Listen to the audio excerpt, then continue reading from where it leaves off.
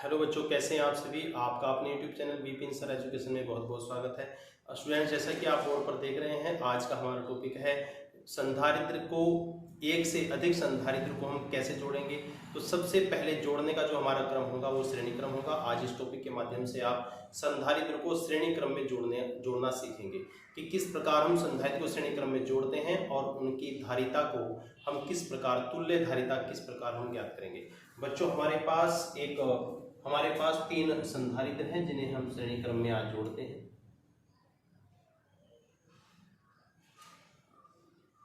ये हमारा पहला संधारित्र है जो कि ए सिरे से जुड़ा हुआ है। इसके बाद हमारा दूसरा संधारित्र, इस संधारित्र की धारिता C1 है और विभवांतर V1 है। इस पर प्लस Q आवेश, इस पर माइनस Q आवेश हम मानते हैं। और ये हमारा दूसरा संधारित्र है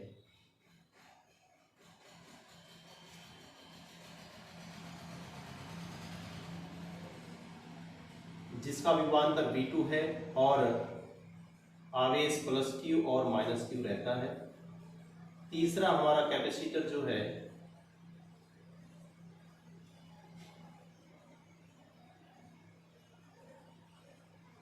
ये V3 है, विभवांतर इसका, और एक प्लस Q आवेश और ये माइनस Q आवेश रहता है।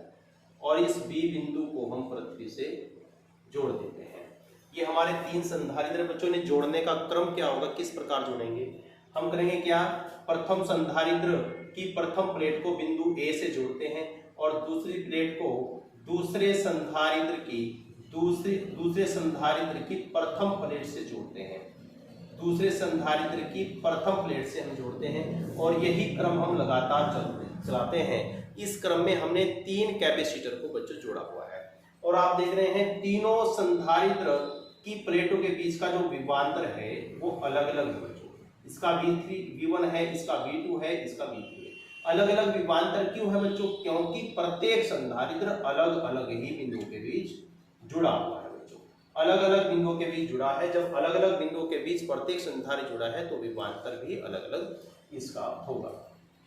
तो हम करेंगे क्या, पहले प्रत्येक संधारित्र की धारिता हमने निकालनी है। प्रत्येक संधारित्र की धारिता हम कैसे निकालेंगे बच्चों। पहले संधारित्र की अगर हम बात करें, प्रथम संधारित्र, पहले संधारित्र की धारिता C1 बराबर Q/V1। बच्चों आप देख रहे हैं जो पहला संधारित्र है इस पर आवेश की मात्रा Q है और प्रत्येक संधारित्र पर आप देख रहे हैं आवेश की मात्रा समान है। आवेश समान रहेगा जब श्रेणी क्रम में हम जोड़ेंगे, आवेश नहीं बदलेगा। जितना आवेश पहले संधारित्र पर होगा इतना ही आवेश अंतिम संधारित्र पर रहता है जब हम श्रेणी क्रम में जोड़ेंगे संधारित्र को, लेकिन विभवांतर प्रत्येक का अलग अलग होगा। दूसरे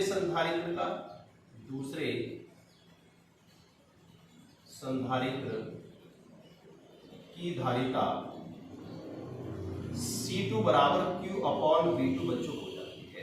जैसा कि आप चित्र में देख रहे हैं, दूसरे संधारित्र की धारिता C2 है, विभवांतर V2 है, आवेश Q है। तो यहां से निकल जाता है तीसरे संधारित्र की धारिता अगर हम ज्ञात करें, तीसरे संधारित्र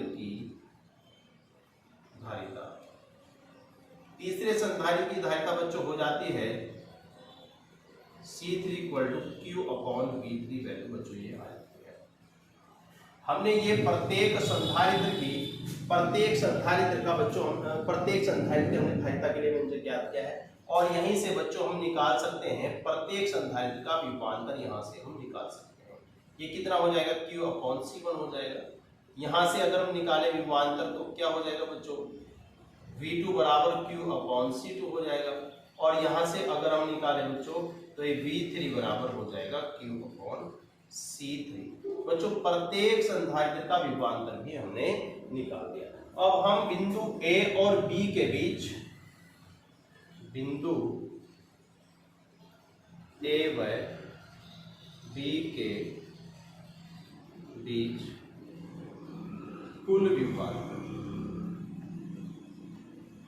विभवांतर अगर हम ज्ञात करें V1 + V2 + V3 हो जाता है। और ये सारी वैल्यू हम इस फॉर्मूले में डालें तो Q/C1 plus Q/C2 plus Q/C3 बच्चों हो जाता है। ये V क्या है? ये V इस श्रेणी का कुल विभवांतर है बच्चों। A और B सिरों के बीच कुल विभवांतर है। तो इसी प्रकार जब कुल विभवांतर V है तो कुल धारिता C होगी। कुल धारिता कितनी होगी? C। तो यहाँ से V बराबर Q/C बच्चों हो जाता है। टोटल आवेश कितना दे रहे हैं? Q आवेश प्रत्येक पर है और धारिता प्रत्येक, टोटल धारिता कितनी होगी? तीनों की C हो जाएगी। तो यहाँ से इस V की जगह Q/C वैल्यू रखते हैं और इस Q को अंदर से बाहर कॉमन ले लेते हैं। तो यहाँ से हमारा जो प्रूफ है निकल जाता है, वैल्यू हमारे निकल जाते हैं। Q से Q कैंसिल हो जाता है। 1/C बराबर 1/C1 plus 1/C2 plus 1/C3, यहाँ से वैल्यू हमारी निकल जाती है। मतलब तीनों संधारित्र की तुल्य धारिता, यहाँ से तुल्य धारिता के लिए व्यंजक बच्चों यहाँ से हम निकाल देते हैं। बच्चों आप देख रहे हैं ये जो टॉपिक है, संधारित्र को श्रेणी क्रम में किस प्रकार जोड़ा जाता है। बच्चों यदि हम किसी चालक में एक संधारित्र जोड़ते हैं, वह उस चालक को गति करने के लिए, गति देने के लिए पर्याप्त आवेश नहीं प्रदान करता है, तो हमें एक से अधिक संधारित्रों को जोड़ने की आवश्यकता पड़ती है। तो बच्चों संधारित्र को जोड़ने के लिए हम दो प्रकार से संधारित्रों को किसी चालक में जोड़ेंगे, किसी परिपथ में जोड़ेंगे। एक क्रम श्रेणी क्रम होगा, दूसरा क्रम समांतर क्रम होगा। और आज का ये जो टॉपिक आप देख रहे हैं, ये संधारित्रों का श्रेणी क्रम में संयोजन हम किस प्रकार करेंगे, आज हमने ये समझा कि किस प्रकार हम संधारित्रों का श्रेणी क्रम में संयोजन करेंगे और उन सभी संधारित्रों की तुल्य धारिता हम किस प्रकार ज्ञात करते हैं, आप बोर्ड पर देख रहे हैं। पहले प्रत्येक संधारित्र का हमने विभवांतर ज्ञात किया है। विभवांतर ज्ञात करने के बाद हमने टोटल जो विभवांतर होगा दोनों बिंदुओं के बीच वो हमने ज्ञात किया है, वैल्यू हम रखते हैं। Q से Q कैंसिल करने के बाद 1/C बराबर 1/C1 1/C2 1/C सबका योग करके हम टोटल धारिता इन तीनों संधारित्रों की कुल तुल्य धारिता हम बच्चों ज्ञात कर लेते हैं।